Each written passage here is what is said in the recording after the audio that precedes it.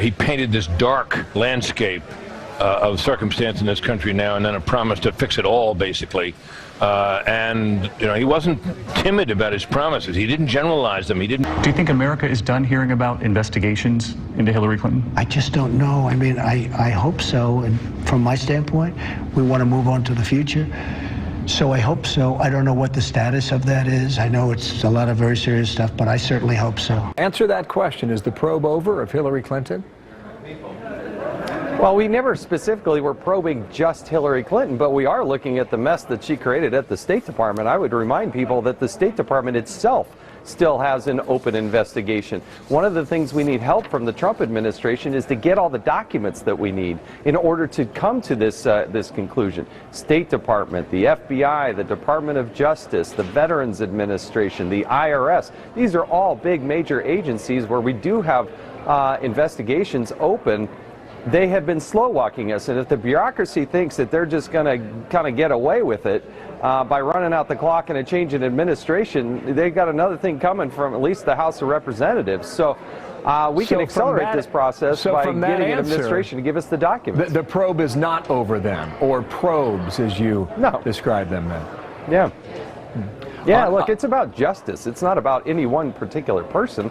The House has a lot of equities in this that we want to see, and that's what this committee has done since 1814, and I'm not going to let up on the pedal. It didn't start because of a political election, and it's not going to end because of a political election. Last week at Inauguration Day, you put out a picture on Instagram, and it was a picture of you shaking hands with Mrs. Clinton, and the caption read the following: "So please, she is not the president. I thanked her for her service and wished her luck. The investigation continues." So there's the answer, right? Yeah. Yeah, exactly. Like I give her huge credit for showing up at somewhere I'm sure it was very difficult to be.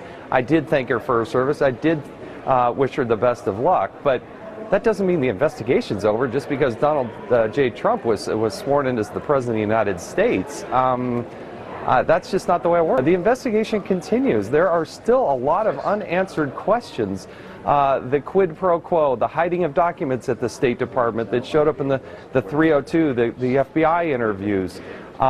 We don't have literally tens of thousands of documents that we still need, and how is it the classified information got to a non-secure setting? We started this because the Inspector General said that there was a problem, and that still has not been resolved. Mr. Herring, what information do you believe that Congress does not have the right to see?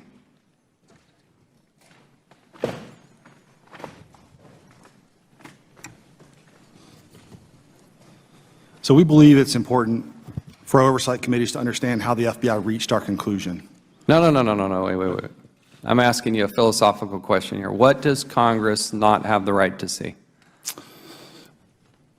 So I don't know if I can answer that in a way that, I think there's more to it than a simple answer. That I, as a member of Congress, or any member on this Congress, either side of the aisle, what is it that you believe we don't have the right to see? See, this is the way our government works. We get to do oversight. That's why since 1814 this committee has been doing that. There's executive privilege. Let me help you. There's executive privilege. Has the President invoked executive privilege in this case? No. The answer is no. Good. That's right. The answer is no. Is there any other situation? Look, when it comes to classified information and the classification that deals in the executive order, not all the information that we have in our files belongs to us. We defer to other agencies when it comes to access to their classified information. But you are the ones that put redactions on personal identifiable information, correct? We did on the personal identifiable information, that's correct. Where in the Constitution does it say that I can't see that? Does it address it specifically in the Constitution? So can you cite any legal case, any precedent that says that Congress can't look at personal identifiable information? I cannot cite any legal case. Are you aware that Congress is exempt from the Privacy Act? I am.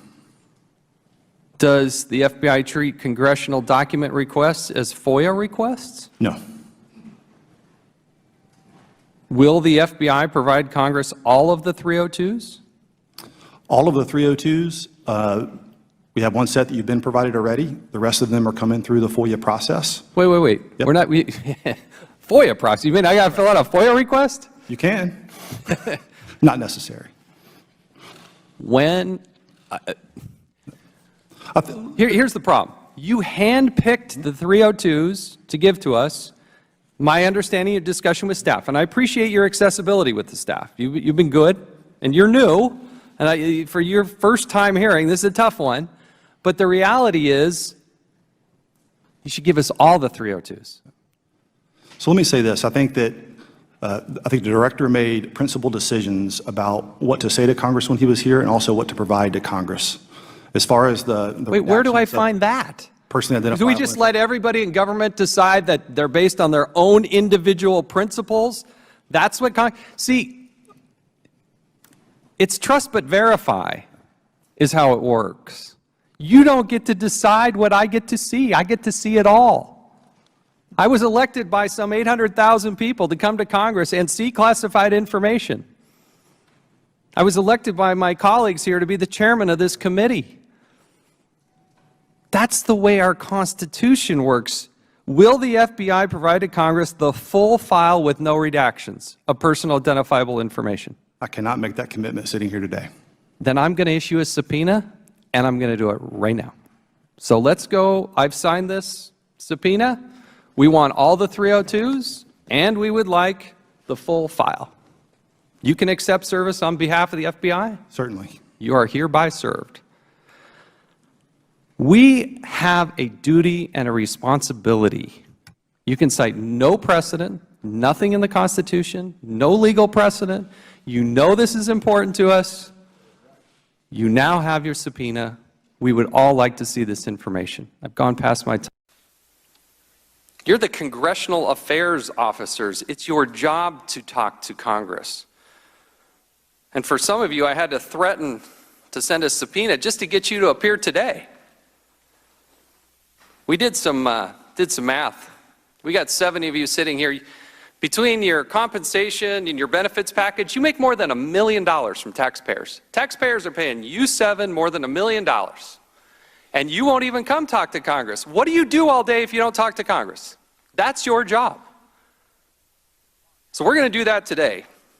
And the irony here is we're trying to protect the classified information. I didn't create this mess. Hillary Clinton created this mess.